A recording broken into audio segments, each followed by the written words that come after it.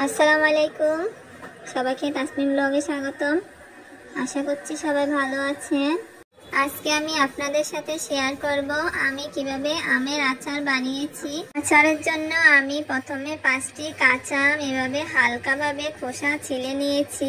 এই আমের আটিগুলো বেশি শক্ত হয়নি, তাই আমি হালকাভাবে খোসা ছাড়িয়ে নিয়েছি। তবে এই আমের আচার খোসা সহ বানানো যায়। আমি আমগুলা খোসা ছাড়িয়ে আস্ত ধুয়ে নিয়েছি আর আমগুলাকে এভাবে টুকরো করে নিয়েছি। এখন এগুলোকে 3-4 চামচ পরিমাণ লবণ মাখিয়ে আধা ঘন্টার জন্য রেখে দিব। এভাবে লবণ মাখিয়ে রাখলে আচার ভালো থাকে আর তেলে দেওয়ার সময় তাড়াতাড়ি গলে যায় না। আধা ঘন্টা পর আম থেকে যে পানি বেরিয়েছে, পানিটা আমি একটি ছাঁকনিতে ছেঁকে ভালোভাবে ঝরিয়ে নিব। আচারের মশলার জন্য শুকনা কড়াইয়ে প্রথমে মরিচগুলো 1 মিনিট ভেজে নিব।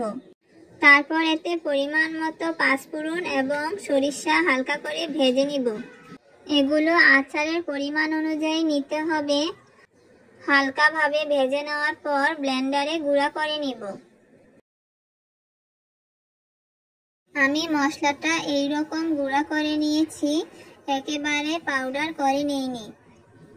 এখন চুলায় কড়াই গরম হওয়ার পর 250 মিলি সরিষার তেল দিয়ে দিব আর দিয়ে দিব এভাবে টুকরো করে নেওয়া কিছু রসুন। রসুনগুলোকে হালকা বাদামি করে ভেজে নিব।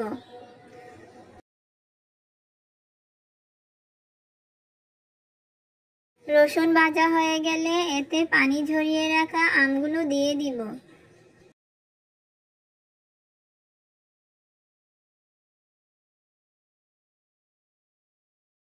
আমগুলোকে কিছুক্ষণ তেলে ভেজে নিব আর এতে দিয়ে দিব 1/2 চা চামচ পরিমাণ হলুদের গুঁড়া।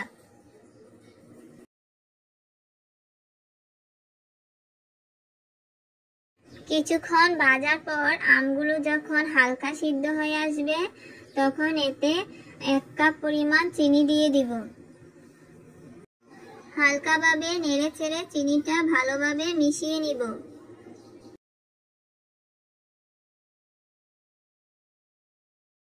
চিনি গলে যাওয়ার পর এখন গুঁড়া করে রাখা মশলাটা দিয়ে দেব আর দিয়ে দিব 1/2 চা চামচ পরিমাণ বিট লবণ।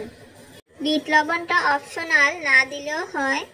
আমি এগুলাকে লবণ দিয়ে মাখিয়ে রেখেছিলাম, তাই এখন আর কোনো লবণ দিব না। মশলাটা ভালোভাবে নেড়ে চেড়ে মিশিয়ে নিয়েছি। চিনির পানি শুকিয়ে যখন এভাবে উপরে তেল বেশি উঠবে, তখন এতে 5-6 চামচ পরিমাণ সিরকা মিশিয়ে নিব। আমি রোদে দিব না, তাই এতে সিরকা মিশিয়ে নিয়েছি। তবে সিরকা দেওয়া ছাড়া 2-3 দিন রোদে শুকিয়ে নিলেও আচার অনেক দিন ভালো থাকে। সিরকা ভালোভাবে মিশিয়ে নিয়ে চুলা বন্ধ করে দিব।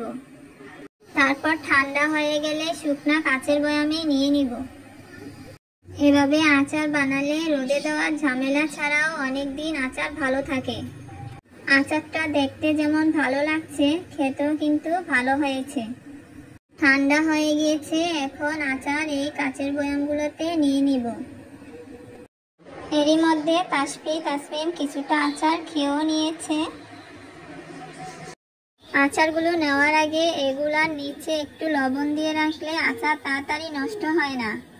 এই কাঁচা আমের সিজনে আপনারাও এভাবে আচার বানিয়ে আচার সংরক্ষণ করে রাখতে পারেন। ভিডিওটি ভালো লাগলে লাইক, কমেন্ট ও শেয়ার দিবেন। আল্লাহ হাফেজ।